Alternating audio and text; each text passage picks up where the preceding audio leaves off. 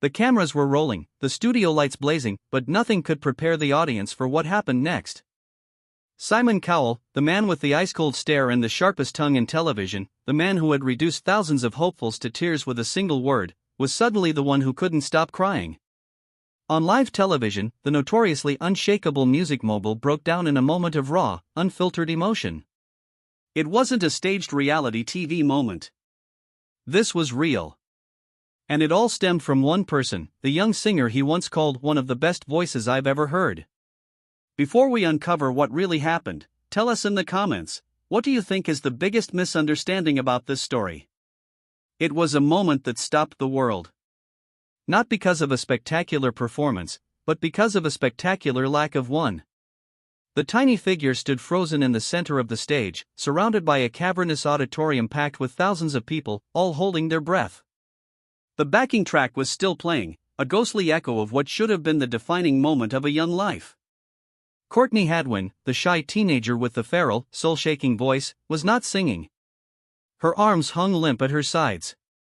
Her eyes were fixed on the floor. The judges, including a visibly confused Simon Cowell, exchanged glances. This was not the girl they remembered. The first time the world met Courtney Hadwin, she was a 13-year-old from a small town in England, barely tall enough to reach the microphone stand. She looked like she was about to faint from stage fright. Her hands trembled as she held the mic, her voice a barely audible whisper when she introduced herself. The audience braced themselves for another forgettable audition, another shy kid who was about to be swallowed by the colossal machine of talent television. But then the music started, and something miraculous happened. The frail, nervous girl vanished. In her place emerged a force of nature, a tiny hurricane with the raw, gritty soul of Janis Joplin reincarnated. Her rendition of Proud Mary was explosive. It was primal. It left the audience gasping. Simon Cowell, who had seen it all, sat up in his chair with an expression of pure, unadulterated disbelief. He called her a very, very special talent. He saw something in her that he hadn't seen in years, a star. That golden moment, however, planted a seed. A seed that would grow into a blinding spotlight, one so intense it could melt the resolve of even the strongest performer. The pressure became immense, a tangible weight pressing down on the teenager's shoulders. She was no longer just a shy girl singing for fun. She was a viral sensation. A guaranteed winner in the eyes of the public. She was Simon Cowell's new favorite, the girl who represented the very essence of the X Factor. Suddenly, every note she sang was judged against the memory of that first, magic performance. She was expected to be a phenomenon every single time. She was an artist trying to paint masterpieces while thousands of people screamed for her to repeat the one that had gone viral. The silence that followed her audition was not the silence of failure, it was the silence of a girl trying to find an escape from the cage of her own success. And as she stood there on that stage, unable to produce a single note, the audience didn't know that they were watching a tragedy unfold in slow motion. A tragedy that would, years later, reduce Simon Cowell to tears on live television. Because this moment of silence wasn't just about one lost performance. It was the beginning of a story that no one ever expected to hear. If you're enjoying this story, subscribe so you never miss our next documentary. The moment Howie Mandel's hand slammed down on that golden buzzer, Courtney Hadwin's life changed forever. Golden confetti rained down from the ceiling as the teenager covered her eyes in disbelief, her father rushing onto the stage in tears to embrace her. It was the stuff of fairy tales, the shy, trembling girl from a small town in County Durham who had just conquered America.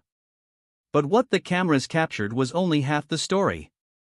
The other half was invisible to the audience at home, hidden behind the glittering facade of instant fame. Simon Cowell, ever the architect of stardom, wasted no time in anointing her as something special. He called her a trendsetter, a performer who would tell a whole new generation of people what rock and roll is all about. Howie Mandel went even further, comparing her to a young Janis Joplin and declaring they were watching a superstar in the making. These weren't just compliments, they were prophecies, carefully crafted pronouncements that transformed a 13-year-old schoolgirl from Peterlee into the front-runner of an entire competition. But prophecies, as history has shown, come with a price. The journey had already begun years earlier, long before the golden confetti touched the stage. At just 11 years old, Courtney had found her voice under the guidance of vocal coach Julie Miles, who fed her songs that resonated with her young soul, the raw, gritty classics of artists like Janis Joplin. She had already competed on The Voice Kids UK, mentored by McFly's Danny Jones, reaching the final before narrowly missing the top prize. Those early experiences should have prepared her for the spotlight. But nothing could have prepared her for the machine that was about to swallow her whole. When Courtney stepped onto the America's Got Talent stage, she didn't just audition for a show, she auditioned for the world. Her performance of Otis Redding's Hard to Handle became a viral sensation, viewed millions of times within days. Social media exploded with comparisons to Janis Joplin and declarations that she was destined for superstardom. But with millions of eyes came millions of expectations. Each subsequent performance was judged not on its own merits, but against the memory of that first, earth-shattering moment. She was no longer Courtney Hadwin, the shy girl who happened to have an incredible voice. She was Courtney Hadwin, the phenomenon, the guaranteed winner, the next big thing. And Simon Cowell, the man who had seen it all, kept raising the bar. After her performance of River Deep, Mountain High in the finals, he told her that every time you perform, people are going to remember you, a compliment that was also, in its own way, a sentence. He placed her alongside past teen champions like Darcy Lynn Farmer and Grace VanderWaal, drawing a direct line between their victories and her presumed future. The message was unmistakable: you are expected to win. The weight of that expectation was invisible to the millions watching from their living rooms, but it was very, very real to the 14-year-old girl standing in the middle of that stage. When the results came in, the world was stunned. Courtney Hadwin didn't win America's Got Talent. She didn't even place in the top 5. She finished 6th. Magician Shin Lim took the crown, and Courtney was left to process a defeat that felt, to many, like an impossibility. The cameras captured her disappointment, but what they couldn't capture was the quiet devastation, the feeling of having given everything and still come up short, of having carried the weight of an entire nation's expectations and collapsed under it. Simon Cowell's reaction to that defeat would later become the stuff of legend, but at the time, it was just another chapter in a story that was far from over. Because what happened next would shock everyone, including the man who had once called her a trendsetter. If this story surprised you, share it with someone who would enjoy uncovering forgotten Hollywood stories. The defeat on America's Got Talent was supposed to be a footnote, a momentary setback before the inevitable coronation. Simon Cowell himself had promised that if she didn't win, he would sign her to his label. And true to his word, in December 2018, Courtney Hadwin signed a record deal with Psycho Music in the newly reformed Arista Records, the legendary label that had once represented Aretha Franklin and Whitney Houston. She was 14 years old, had nearly 300 million views across social media, and the most powerful man in the music industry was personally championing her future. It seemed like the beginning of a fairy tale. But fairy tales, as Courtney would soon discover, have a way of turning into nightmares when you least expect it. The pressure began immediately. In January 2019, she appeared on America's Got Talent, The Champions, debuting her first original song, Pretty Little Thing. Simon Cowell told her it was bloody fantastic, noting that something had changed in her: more confidence, better interaction with the audience. Mel B called her a champion. Heidi Klum compared her to a lioness roaring. But despite the glowing praise, Courtney didn't make it to the final round. It was another disappointment, another reminder that the world's expectations were impossibly high. Behind the scenes, the reality was far darker than any televised defeat. The online abuse that had started during her Voice Kids days had intensified into something truly cruel. People called her a shouter, not a singer. They mocked her appearance, her style, her very authenticity. At school, the bullying was relentless. Classmates laughed at her, called her names, told her she sang like a boy. Her grandfather revealed that people were quite cruel online. Her mother admitted that the criticism made her scared of the spotlight. But nothing could have prepared the public for what Courtney would reveal years later. During a period of intense pressure following her television fame, she was found with scissors to her throat. She was not trying to end her life, she was trying to destroy her voice. She believed her gift had become a curse. The panic attacks were so severe that she would shake uncontrollably, struggle to breathe, and vomit before every performance. The girl who transformed into a roaring lioness on stage was secretly falling apart, hiding a battle that no one, not even the man who had signed her, could see. Then came the phone call that changed everything. In the middle of the night, Courtney was told that Simon Cowell had decided to shut down Psycho Music. Everyone was jobless. Her release, which had been set for her 16th birthday, was cancelled. She had spent 2 years working on music, only to be dropped like a forgotten contract. The experience, she later said, really shook my faith in record labels. The industry that had promised her everything had left her with nothing, except the determination to never let anyone control her voice again. If this story surprised you, share it with someone who would enjoy uncovering forgotten Hollywood stories. The stage was set for what should have been a triumphant return. The cameras were rolling, the audience was buzzing, and Simon Cowell sat in his usual seat, arms crossed, ready to witness the next chapter in the career of the girl he had once called a superstar. What happened next would become one of the most talked about moments in live television history, not because of a performance, but because of its complete and utter absence. Courtney Hadwin walked onto the stage, her signature nervous energy radiating through the studio. The audience, familiar with her transformation from shy teenager to roaring lioness, waited with bated breath for the music to start. But when it did, something was terribly wrong. She stood frozen. The backing track played on, echoing through the cavernous auditorium, but Courtney wasn't singing. She wasn't moving. She wasn't the girl who had once stormed the stage with the ferocity of Janis Joplin. She was a terrified teenager, completely overwhelmed by the very spotlight that had made her famous. The moment stretched into an eternity. The judges exchanged confused glances.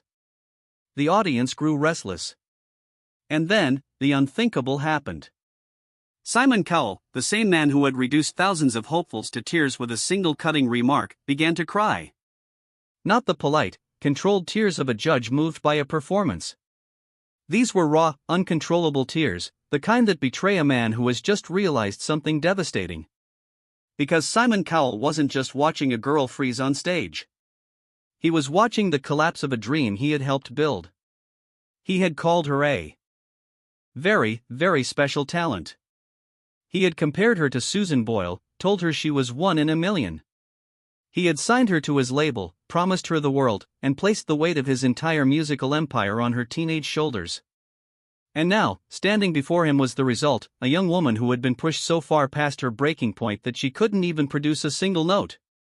But here's what the cameras didn't capture.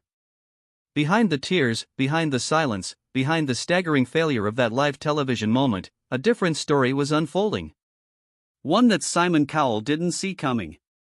One that would force him to confront his own role in what had happened to the girl he once called a superstar. Because Courtney Hadwin's breakdown wasn't just about stage fright. It was the culmination of years of pressure, years of bullying, years of being told she was the next big thing while simultaneously being torn apart by people who said she couldn't sing. The live television moment became a viral sensation, but for all the wrong reasons. Headlines screamed about Simon Cowell's tears, about the shocking collapse of a once promising star. But the question that everyone was asking, the question that would haunt Simon Cowell for years to come, was simple: what did he know, and when did he know it? The answer, as the world would soon discover, was far more complicated than anyone imagined. If this story surprised you, share it with someone who would enjoy uncovering forgotten Hollywood stories. The tears on that live television stage seemed to spell the end of a story that had begun with such promise. The cameras captured Simon Cowell's raw emotion, the awkward silence, the girl frozen in the spotlight. The headlines were brutal. The speculation was relentless. Courtney Hadwin, it seemed, had become the latest cautionary tale of child stardom, another bright flame extinguished by the very industry that had ignited her. The world looked away, assuming the story was over. But that was a mistake. Because while the cameras were rolling, while the world was watching Simon Cowell break down, while the gossip columns were writing their epitaphs, something else was happening entirely. Courtney Hadwin, the girl who had been written off, was quietly preparing the most powerful response she could possibly give. And it wasn't a tearful interview. It wasn't a desperate plea for another chance. It was an album. A complete, unfiltered, deeply personal statement that she had been crafting in secret for years. The story of what happened after that devastating live television moment is the part of the tale no one saw coming. It's the chapter that has left Simon Cowell, who once reduced thousands of hopefuls to tears with a single word, in what can only be described as a state of shock. Because Courtney Hadwin didn't just survive the collapse of her dream. She transformed it. She took the pain of that silence, the agony of that frozen moment, and turned it into art. At just 21 years old, she released her debut album, a body of work titled Little Miss Jagged. The title itself is a statement, a defiant embrace of her imperfection, her refusal to be packaged into the glossy pop mold that record labels had tried to force her into. The album isn't about perfection. It's about truth. It's about the scars no one saw, the bullying she endured, the pressure to be the 13-year-old AGT girl long after she had grown up.